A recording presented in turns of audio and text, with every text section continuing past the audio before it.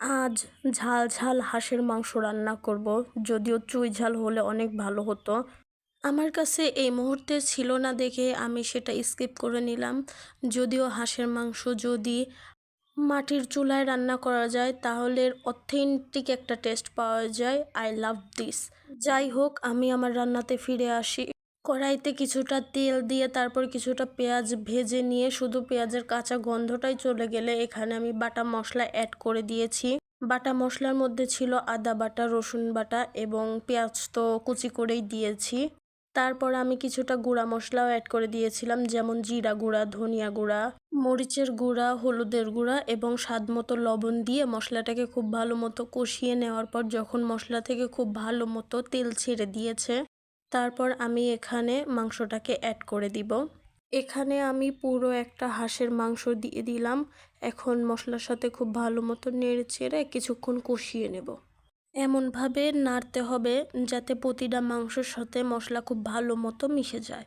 কিছুক্ষণ আবারও নেড়ে চেড়ে কষিয়ে নেওয়ার পর দেখতে অনেকটা এমন হয়েছিল। খুব সুন্দর একটা কালার চলে এসেছিলো, দেখেই খুবই লোভনীয় লাগছিল। তারপর যখন মাংস থেকেও কিছুটা তেল ছেড়ে দিয়েছে, মানে কষাতে কষাতে যখন তেল ওঠা ওঠা ভাব হয়ে গেছে, এখন আমি কিছুটা পানি অ্যাড করে দিব। হাঁসের মাংসর কালারটা দেখে ওফ, আই লাভ দিস। আচ্ছা, এখন আমি কিছুটা আলু অ্যাড করে দিলাম। যে কোনো মাংসেই আমার আলুটা খুবই ফেভারিট একটা জিনিস। তারপরে কিছুটা ঝোলের পানি দিয়ে পানিটা যখনই ফুটে আসবে তখনই আমি এখানে কিছু ভাজা জিরা গুঁড়া দিয়ে দিলাম। তারপরে এখন পাটাতে আমি কিছু মশলা বেটে নেব। সেটা হচ্ছে আস্ত মশলা। এখানে ছিল এলাচ এবং দারুচিনি। তারপরে এটাকে পাটায় খুব ভালো মতো বেটে একদম মিহি করে নিব। হাঁসের মাংসের গন্ধ দূর করার জন্য এই মশলাটা বেস্ট, এটা দিতেই হবে। তারপরে কিছুটা কাঁচামরিচ মাঝখান থেকে কেটে দিয়ে দিলাম। বেশি একটু ঝাল ঝাল হলেই মজা লাগবে। তারপরে একদম ঝোলটা শুকিয়ে মাখো মাখো করে নামিয়ে নিলেই আপনার হাঁসের মাংস একদম রেডি।